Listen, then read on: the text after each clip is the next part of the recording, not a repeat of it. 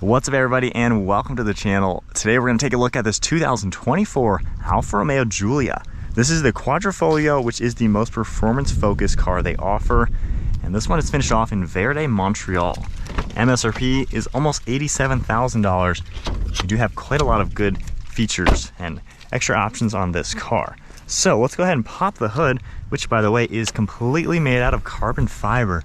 You're going to see that exposed weave all on the underside with those functional heat extraction vents. Now underneath the hood, the Quadrifoglio packs a 2.9 liter twin turbocharged 6-cylinder engine with 505 horsepower and 443 pound-feet of torque. It does have the 8-speed automatic transmission, mechanical limited slip rear differential, and this has class-leading top speed at 191 miles per hour. It can also do 0 to 60 in 3.8 seconds. This car also has a 50-50 weight distribution and is one of the fastest sedans on a racetrack. Now moving to the styling, this has a really cool, unique style. These LED headlights have a fun look to them. When you hit the unlock button, you can see the color, and then the white kind of lights up individually. Nice blacked out housing, very angry set of eyes on this car. And then of course you have that unique Alfa Romeo grille with some good openings to provide maximum cooling. This has a carbon fiber front slitter, and it even does have active aero up front. Then there's huge openings with parking sensors to provide even more cooling to keep this performance focused car in check. Super nice lines which follow that V, which is really neat. And then up on the hood, you're going to see how those lines go right towards those heat extraction vents. Very smooth along the top of the hood. And overall it comes together. This is a really cool looking car, especially in this color combination. Now at the side, you're going to see a massive set of brakes, drilled and ventilated. You got a nice set of 19-inch wheels in a very classic Alfa Romeo style. And then nice body lines around the front fender, another trim vent, and then that Quadrifoglio logo, which of course is a 4-leaf clover. One sharp body line throughout the side, and then carbon fiber on this door sill as well, and then a pretty aggressive side skirt.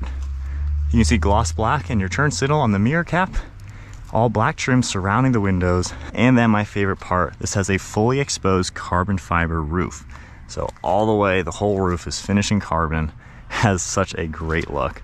This car also has a nice compact design to it. It looks super stubby, just really good muscular proportions. I just love all those lines, how they come together. I mean, this thing stands out. The rear kind of slopes into that trunk.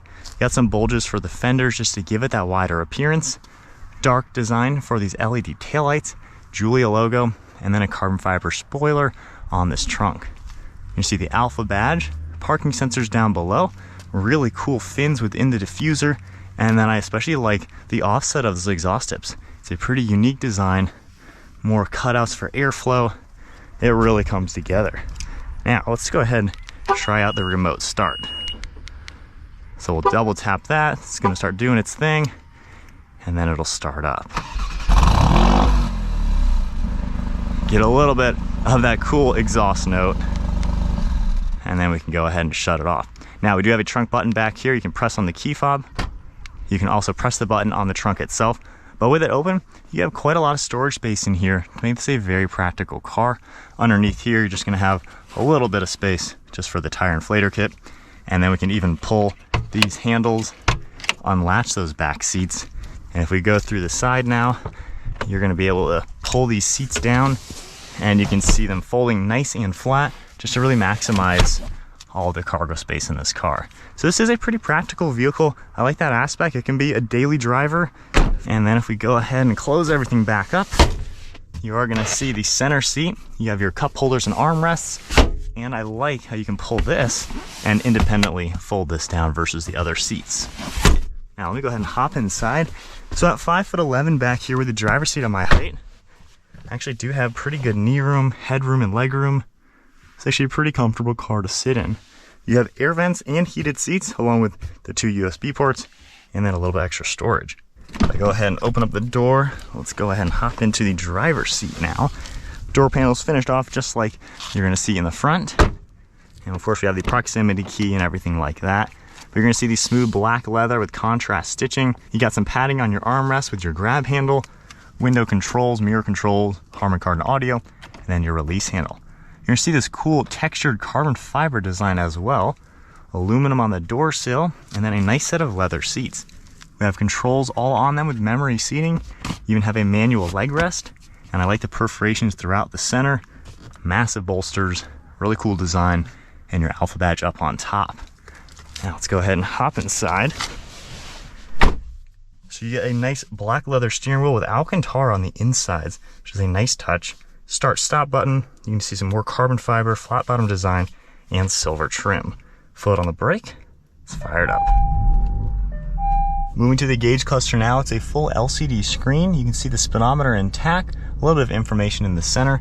If I just toggle this icon, I can now scroll down and see just a few things popping up. So it's a nice design for all of that. And then on the right stalk, you can tap this button and it will change your view. So you have a little bit more minimalistic design and then a very minimalistic design as well. For your drive modes down here, if we go into the A icon, that is for the advanced efficiency. So most efficient, going one up into natural, which is more of a normal drive mode. Dynamic mode sharpens quite a few things up, more aggressive on the tach. And of course, that all looks very cool when we change the view. And then from here, I can toggle the suspension icon, go into a soft damper setting as well. You can see that one right there. And then if I hold it to the right, we'll go into race mode. So you get a massive center tach with your gear, and now you can toggle your suspension and you're gonna get a mid-level. So I kind of like how they've set that up a little bit different depending on which drive mode you're in. We have these massive paddle shifters as well to control that 8-speed transmission. Stalk on the right for windshield wipers, turn signals on the left, headlight controls, engine start stop, and parking sensors, one of your air vents, and then I really like the dashboard. It's got some cool contours to it, the black leather and stitching, more of this carbon fiber material. And then our infotainment screen, it's kind of small, about 8.8 inches, not all too high. But we have our nav, radio, you can swipe over, see driver's assistance. Going under climate control, pretty easy to configure everything. Then you can continue over, we have vehicle information. You can go into your drive mode and see a few things like that. Then you can continue over, see some settings, and then the performance page is right here. You can even get your boost gauge and things like that. And then back to the home icon. Now if I go ahead, put it into reverse, that backup camera is gonna pop up with your parking sensors on the left side, then just tapping the P button back into park. We have our air vents, all of our climate controls are down below. Continuing this to the left, it'll actually shut it all off. And then of course we can just turn that back on. We have heated seats and steering wheel, storage down below with your plugs, 2 cup holders, park and brake, and then the drive mode of course.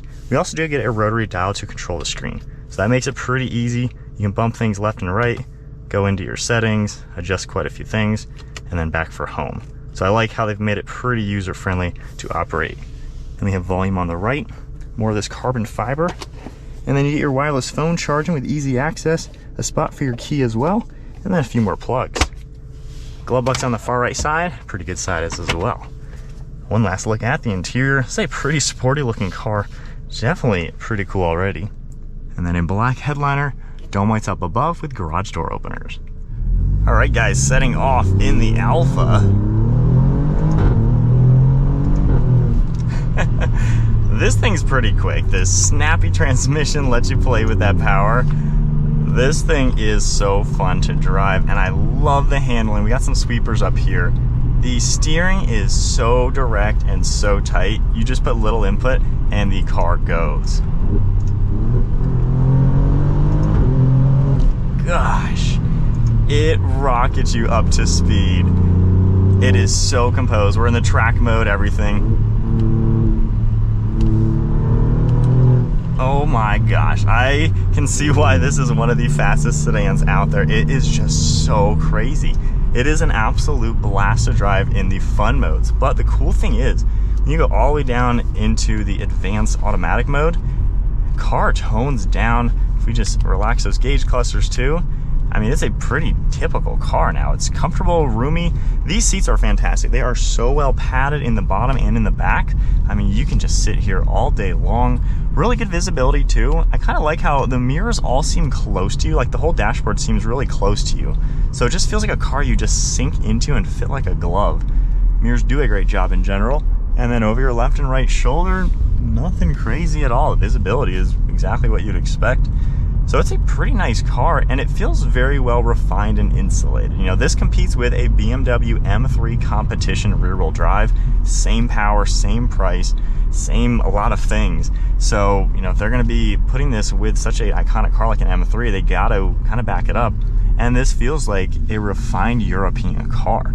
So it just drives really nice around town. It's comfortable, the suspension, the way it's set up. Steering radius is pretty good for being rear-wheel drive, of course.